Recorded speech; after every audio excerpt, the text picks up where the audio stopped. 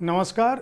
आज शुक्रवार है और अपने वादे के मुताबिक साहित्य तक के बुक कैफ़े के एक दिन एक किताब में मैं एक कविता संकलन के साथ उपस्थित हूँ जिसका नाम है मुर्कियाँ शब्दों की। इसकी रचनाकार हैं उपमा डागा पार्थ।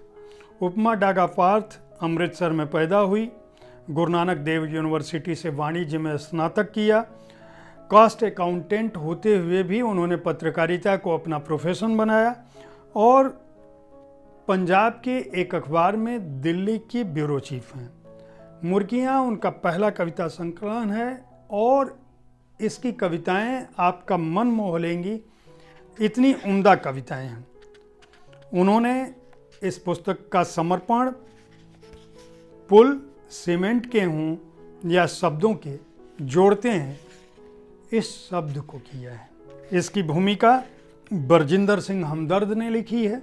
इस पुस्तक को लिखते हुए उन्होंने ये बताया है, उपमा डागा पार्थ ने, कि शब्दकोश मेरे लिए कितना मायने रखते हैं। वो कहती हैं कि शब्दों का सही अर्थ तलाशने के लिए मैं शब्दकोश को अक्सर पलटती रहती हूँ और हमारे सहयोगी कहते हैं कि जो चीज़ एक मोबाइल से हो सकती है उसके लिए कई किलो का शब्दकोश क्यों इधर उधर पलट रही हो।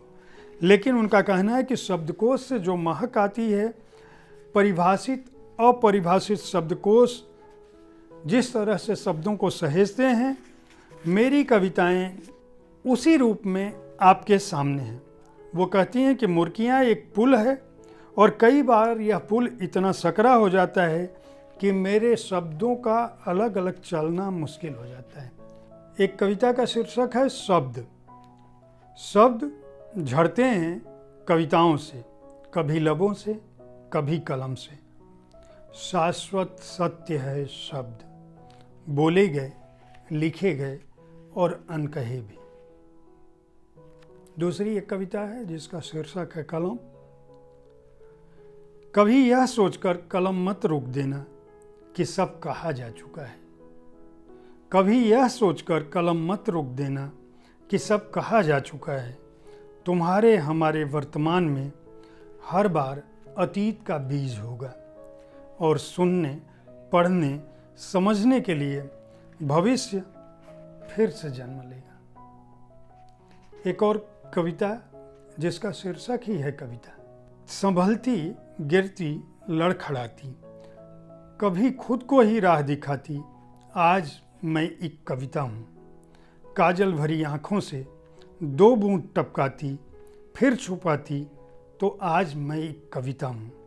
फूल बिखेर कर औरों की राहों में कांटों को गले लगाती, फिर आज मैं एक कविता हूँ। कई ऊंचाइयाँ आसमान की तज कर धरा पे अपने पैर टिकाती, हाँ आज मैं वही कविता हूँ। एक कविता का शीर्षक है चाहत। स्त्री पेडस्टल नहीं चाहती क्योंकि वो जानती है उचक कर देखने से दुखती हुई पिंडलियों का दर्द।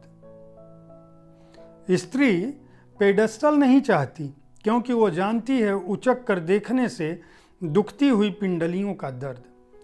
स्त्री सिंहासन नहीं चाहती। स्त्री सिंहासन नहीं चाहती क्योंकि वो जानती है ताकत के गरूर में बोझिल होती आंखों की चुभन। स्त्री मंच नहीं जानती। स्त्री मंच नहीं चाहती क्योंकि वो जानती है कहे गए बोलों के पीछे अटके हुए शब्दों की टीस। स्त्री चाहती है साथ, हंसना, रोना, चलना, थमना, कहना, सुनना, गिरना, संभलना। स्त्री चाहती है साथ। एक और कविता है, मैं रहूंगी साथ।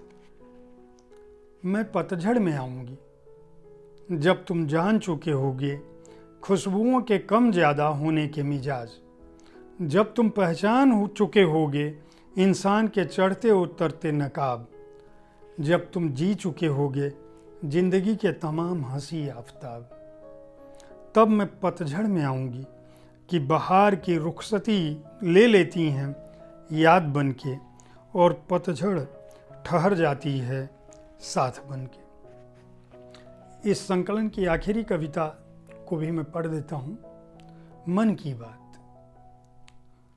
स्त्रियां बगावत नहीं करती, बांधी रखती हैं खुद को, रसोई में कड़ाही से, बच्चों की पढ़ाई में, घर भर के पचड़ों में, आस पड़ोस के लफड़ों में, खुशी में बुखार में, व्रत में त्योहार में, और न जाने कितना कुछ, कितने गम कितने सुख। ये पूरा संसार वो साथ लिए चलती हैं और आखिरी सांस तक नहीं कह पाती सब मिथ्या है। उम्मीद है इस संकलन की कविताएं जो मैंने पढ़ी यह केवल वानगी हैं। मुर्कियाँ शब्दों की एक बेहद उम्दा कविता संकलन है। एक नई कवियत्री का यह रूप आश्चर्यचकित करता है। अगर आप कविताओं में रुचि रखते हैं तो इस संकलन को अवश्य खरीदें। 110 पृष्ठों के इस संकलन का मूल्य है 199 रुपये और इसके प्रकाशक हैं राजमंगल प्रकाशन। उम्मीद है साहित्य तक का कविताओं पर आधारित यह एपिसोड आपको पसंद आया होगा। अगर आप कवि हैं तो अपने कविता संकलन हमें अवश्य भेजें। अगर आप प्रकाशक हैं तो कविताओं को प्रकाशित करने के साथ ही उन संकलनों को हमारे पास अवश्य भेजें। हम कविता संकलनों को भी अपने कार्यक्रम में स्थान देते हैं। कविताओं को पढ़ने, जानने और उनमें रुचि रखने वाले लोग आज भी मौजूद हैं। अगर आप उम्दा कविताओं के बारे में, कविता संग्रहों के बारे में जानना, समझना और अच्छी कविताएं सुनना चाहते हैं तो हमारे कार्यक्रम को ज़रूर देखें। अगले शुक्रवार कविताओं के साथ किसी और कविता संग्रह के साथ मैं उपस्थित होऊंगा, लेकिन इस बीच सोमवार को साहित्य तक के बुक कैफे का एक दिन एक किताब कार्यक्रम देखना न भूलें। धन्यवाद।